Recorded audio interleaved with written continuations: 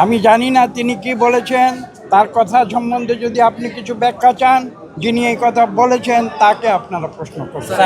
আমি স্পষ্ট ভাষায় বলে দিচ্ছি, বাংলাদেশের মানুষ তারা স্বাধীনতা ঘোষণা করেছিল দুটি মূল উদ্দেশ্যে।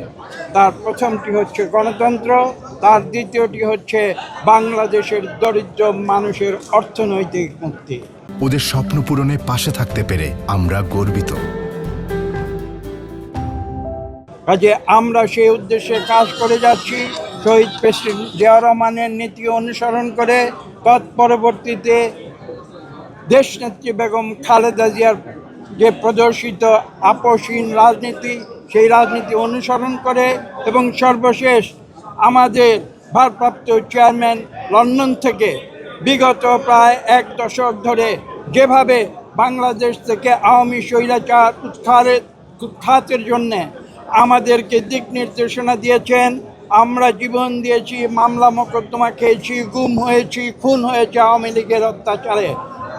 আমরা তার দিক নির্দেশনায়, তার নির্দেশে আমরা সেই দীর্ঘ 15 বছর ধরে দেশনেত্রী বেগম খালেদা জিয়ার নির্দেশনায়, আমাদের ভারপ্রাপ্ত চেয়ারম্যান জনাব তারেক রহমানের নির্দেশনায় আমরা আন্দোলন করে গিয়েছি।